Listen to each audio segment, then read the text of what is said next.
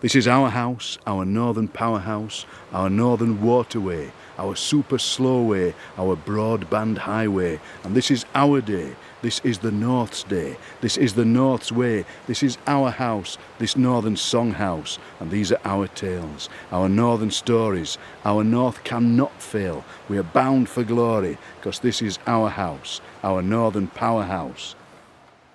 Welcome to The Ways of Water, a podcast series exploring our English waterways through the arts, ecology, industrial history, well-being and the deep mysteries of water itself.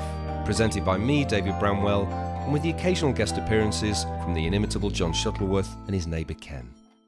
So Ian, how do you like to introduce yourself? I always say Ian Macmillan, poet and broadcaster. That's what Short and sweet. Short and sweet, because there's nothing worse than people reading out your CV. But I think poet and broadcaster, man about town, flaneur. Man about Barnsley. Man about Barnsley. And where are we today? Well, we're at this place called the Battyford Bridge, near Battyford Island, as it says on that sign down there. And we're in Mirfield.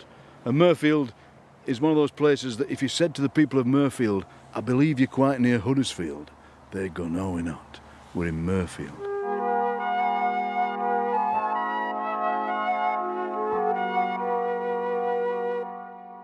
I was asked to write a poem that would fit on a canal lock gate.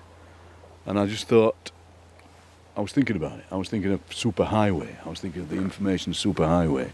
And how, of course, in its heyday, the canal was the information superhighway. And I just thought of the phrase super slow way, because that's what it strikes me that canals are.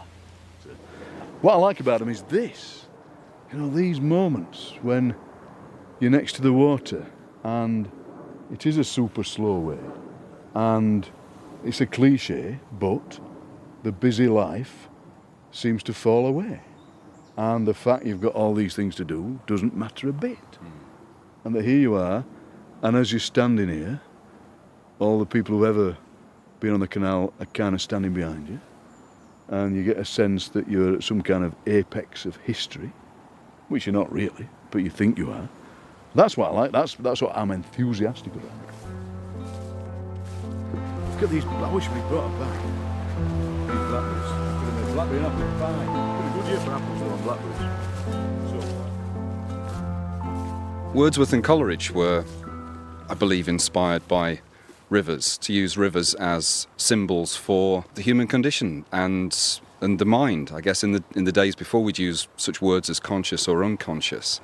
My understanding is that they went walking in the Quantocks and conceived an epic river poem, which never happened because of a great falling out. But there's a river in Kubla Khan, isn't there? Yeah, Alf the Sacred River, where Alf the Sacred River ran. And as you say, with our 21st century consciousness, we think, all right, the Sacred River, that's an obvious metaphor, it's an obvious thing, it's a symbol.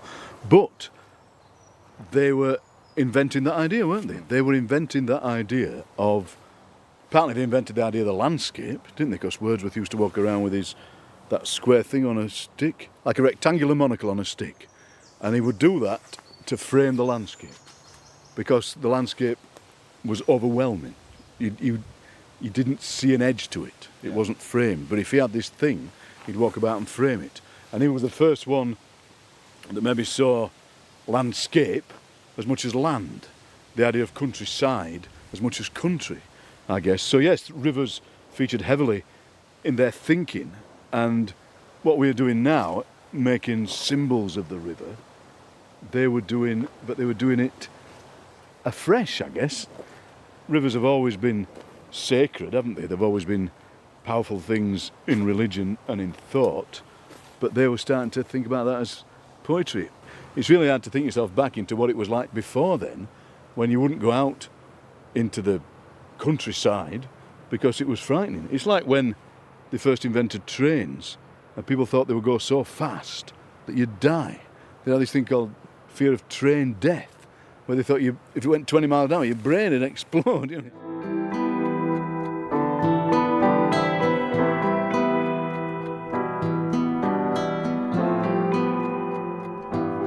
Ian, we've reached a meeting point of the canal and the Calder. We can see Battyford Hauling Bridge, and we're standing by a lock. It seems a perfect spot in which to ask you about the poem you're about to read and how the poem came to be created. The Canal and River Trust asked me to write something to celebrate the canal, and it was one of those very specific briefs where they go, could you include that, and that, and include that and that and that.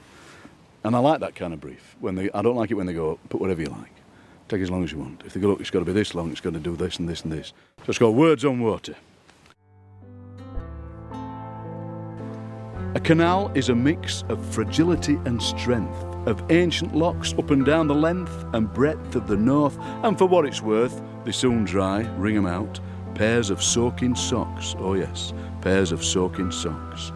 A lot of people lend willing brains and hefty brawn, a helping hand in a flooded dawn, in all the pouring rain, and in Pocklington, or Murfield, or Naburn, lots of great ideas, oh yes, lots of great ideas. A canal is a road for a lot of freight to ride, landscape to read 2 centuries wide, Kennet in the sun, workshops growing strong, and to top it off, and here and now, waterside restored, oh yes, waterside restored. A lot of people love the canals and what they mean, to work and live by the water's gleam. They will have their day, then everyone will say or sing or shout, canals are back for good, oh yes, canals are back for good.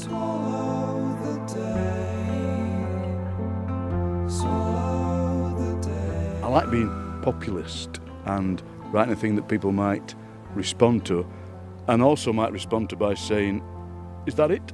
I could write one of them as well. I always like people to go, I could do that. I think, yes, you could. And I also wrote this thing called Super Slowway, a rhapsody to the Leeds and Liverpool Canal, which was performed in Blackburn. I like Blackburn's strapline.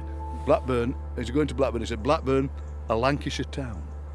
Not the Lancashire town, not a superb Lancashire town. Blackburn, a Lancashire town. And don't you forget it.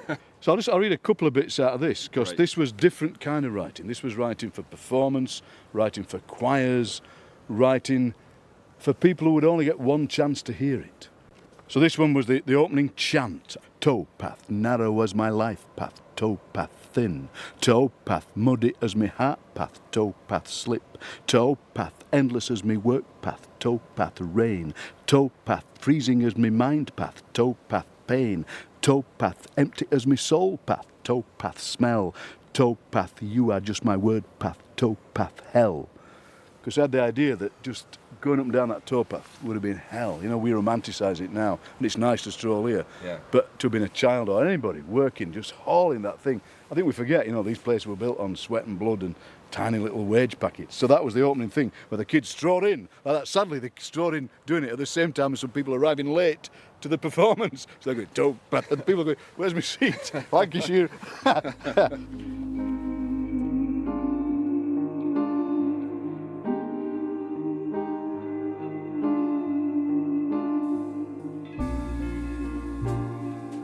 Rhapsody on boat names and some observations on the weather. Margaret, you carried coal and pitch, and the drizzle hung in the afternoon air, soaking the heaviness of pitch and coal. The stoat had a round stern, and the hare had a round stern, and the wolf had a round stern, but the puma had a square stern. William, you carried coal, sand, and night soil, and the brief morning sun made everything riper, and the night soil steamed, didn't it, William? Can you see the cheetah sailing on the water? Can you hear the bison? Can you hear the beaver? There's a menagerie waiting by the lock gates. Ellen and Ellen and Eleanor and Emma, 4 sisters carrying the wealth of the nation as the fog holds them all like a fist. Sun makes its way, rising and setting as the water rises and settles. Sun in rain, glowing and soaking, soaking and glowing. Doris was named after my sweet wife, who could carry coal from one room to the other and glide through the tunnel of the evening. Ellen and Cheetah and Bison and Sun, Margaret and Eleanor and Beaver and Doris and Wolf and Hare. I'm a big fan of the found and the pop-up space. And a space like this, which is just the little edge of the lock gates, a place for performance. You know, when I read it then, it felt like you were in some kind of open-air amphitheatre.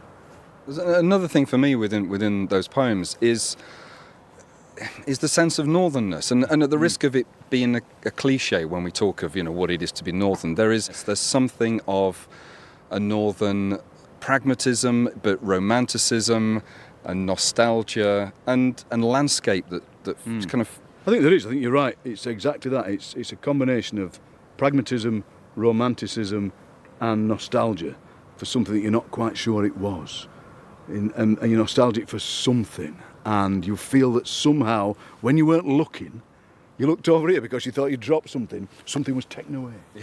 And again, where's it gone? And it's gone. And I don't know what it was. Maybe it was maybe it was political power. Maybe it was cultural clout. Maybe it was a sense that this place wasn't part of managed decline, which it felt like it was for a long time. And there is something. There's a Barnsley word, brusson. He's a bit brusson, that fella. Heard it in the barbers this morning. He's a bit brusson. And it means he's a bit oppositional. He's a bit mardy. He doesn't agree with what... And I think the north is a very brusson kind of place. And you do hope that the levers of cultural power are shifting a bit and that we are getting a little bit more up here. And things like this, things like the restoration of canals, is a small thing, but it helps us being just a museum. It helps us being just a place where people used to do things and now just go and watch museum exhibits about it, I think. But yeah, I quote a lot the great late Roy Fisher, the poet from Birmingham, who said, Birmingham's what I think with. And in the end, Barnsley's what I think with. The north is what I think with. So, I can't help it. Huh. That's interesting. Shall I jump in the river? No. Dramatic end. Help! Ian Macmillan. Never seen again. Well, it just remains for me to thank my guest and... Oh, hang on, that sounds like the post.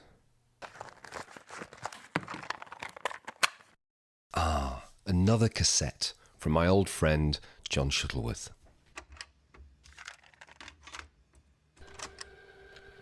Welcome to John Shuttleworth's fantastical and occasionally foolish facts from the weird but wonderful world of waterways.